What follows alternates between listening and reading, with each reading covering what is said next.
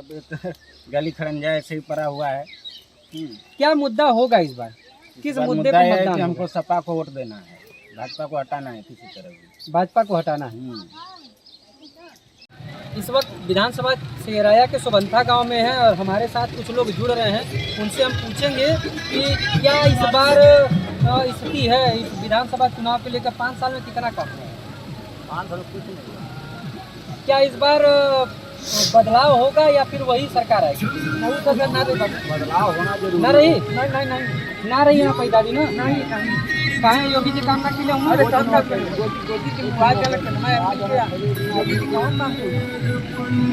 क्या लग रहा है भैया इस बार?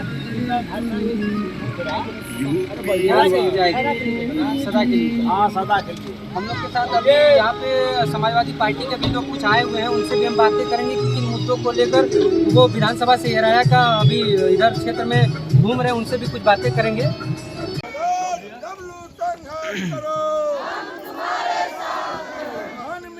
संघर्ष करो, हम तुम्हारे साथ हैं। आपकी बटन कहाँ दबेगी? साइकिल के निशान पे। माँ बहनों की बटन कहाँ दबेगी? साइकिल के निशान पे। आपका नेता कैसे हो? सिंह डब्लू जिंदाबाद, अखिलेश यादव, मनोज सिंह डब्लू जिंदाबाद, जिंदाबाद, अखिलेश यादव, मनोज सिंह डब्लू जिंदाबाद, जिंदाबाद।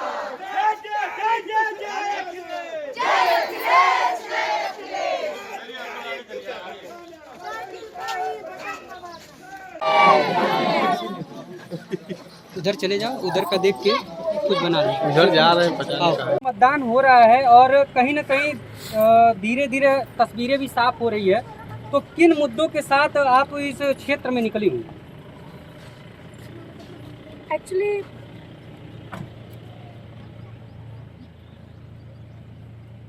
देश आज भी आज़ाद होने के बावजूद भी मेरे हिसाब से गुलामी है, क्योंकि कांग्रेस गवर्नमेंट जो एफडीआई को 50% लागू कर रही थी, आज ये निकम्मी सरकार जो बीजेपी गवर्नमेंट चल रही है वो 100% कर दी है, छूट कर दी है। कहने का मतलब जो फॉरेन डायरेक्ट इन्वेस्टमेंट है, एफडीआई का फुल फॉर्म है, कहने का मतलब कि हज़ारों कंपनियां भारत में आ गई हैं। और एक ईस्ट इंडिया कंपनी आई थी तो भारत को 250 साल गुलाम करके गई थी। आज वो ईस्ट इंडिया कंपनी की तरह हज़ारों कंपनियां भारत में हैं। तो मेरा कहना है कि यदि वो अपने पे आ जाएगी तो पता नहीं क्या करके चली जाएगी। यह गवर्नमेंट सिर्फ और सिर्फ हिंदू मुस्लिम किया हुआ है। इन्हें कुछ नहीं करना है, बस मंदिर के नाम पे, मस्जिद के नाम पे लड़वाना है, झगड़वाना है, इसके सिवा और कुछ नहीं करना है। जो लोगों की मूलभूत आवश्यकताएं हैं, रोटी, कपड़ा और मकान, इसके बारे में इनको सोचने समझने का कोई फुर्सत ही नहीं है कि पब्लिक अब इनको उखाड़ फेंकेगी पूरे यूपी से। सही बात है। भारतीय जनता पार्टी की ओर से 5 साल में जो काम हुआ है, 4.5 साल का रिपोर्ट कार्ड पेश कर रही है, उस पर कह रहे हैं कि इस बार किसानों के लिए बिजली मुफ्त देंगे और जो छात्राएं हैं पढ़ने के लिए उनको भी शिक्षा मुफ्त देगी। ऐसे इस तरीके से क्या इस बार समाजवादी पार्टी अगर सरकार बनाती है तो किन मुद्दों के साथ किन चीज़ों को प्राथमिकता देगी? देखिए, यदि सपोज इन्हें देना होता तो 10 साल से है और सेंट्रल में है तो अब तक ये दे चुकी होती, परंतु इन्हें लग रहा है कि अब इनकी गवर्नमेंट जाने वाली है। शायद यही रीज़न है कि ये लोग कह रहे हैं, गुमराह कर रहे हैं। जैसे कि पिछले टाइम में इन्होंने गुमराह किया था कि 15-15 लाख हर अकाउंट में आएगा, हर पब्लिक के बीच में जाएगा, परंतु धरातल पे ऐसा कहीं कुछ नहीं हुआ। ठीक उसी प्रकार से ये फिर से गुमराह करने की कोशिश कर रहे हैं। इन्हें सिर्फ और सिर्फ लोगों को एक दूसरे से लड़वाना है, इसके सिवा कुछ नहीं करना है। और साथ ही साथ हमारे युवा बहुत से यहाँ पे खड़े हैं, लड़के लड़कियाँ, रोजगार के नाम पे ये लोग कुछ नहीं करेंगे, पकौड़ा तलवाने का बात करेंगे, सिर्फ जुमला करेंगे। हमारे माननीय प्रधानमंत्री जी कहते हैं कि 2 करोड़ रोजगार देंगे, परंतु मेरा मानना है कि जो इंसान अपने जीवन में कहने का मतलब कि उनके पास एक्सपीरियंस नहीं है, वो खुद अपने से कहते हैं कि हम चाय बेचते थे। तो एक बात बताइए, जिसके पास अनुभव नहीं है वो कहाँ से 2 करोड़ रोजगार दे पाएगा? सिर्फ और सिर्फ स्पीच लिख देने से और मंच के थ्रू, क्योंकि प्रैक्टिकल नॉलेज मैटर करता है किसी भी काम को पूर्ण करने के लिए। इसलिए हमें लगता है कि इस निकम्मी सरकार को उखाड़ के फेंकने में ही सबकी भलाई है।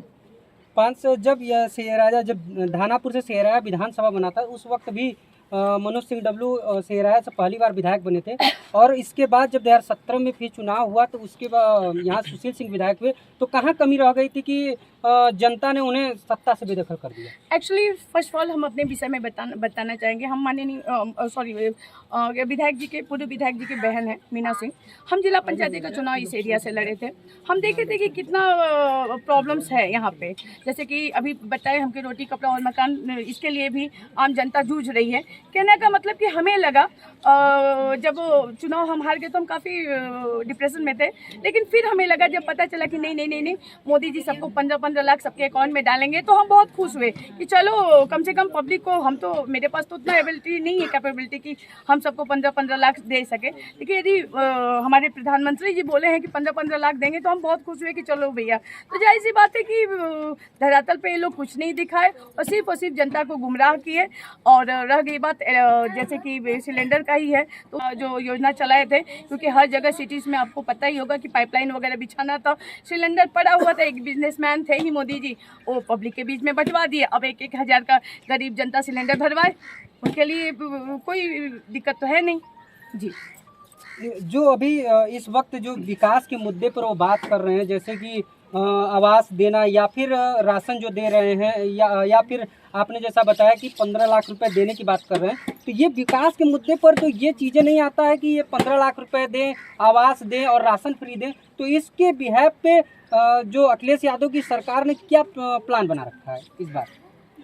देखिए, गवर्नमेंट कोई भी हो, मेरे हिसाब से यह है कि वह कुछ भी न प्रोवाइड करे, सिर्फ और सिर्फ हर पब्लिक को रोजगार दे दे। पब्लिक अपने से ही मेहनत करेगा और खा कमा सकता है, इसके सिवा और किसी भी चीज़ की मेरे हिसाब से जरूरत नहीं है। यदि हम गलत है तो आप सब बता सकते हैं। गलत है बोलिए। जी हाँ।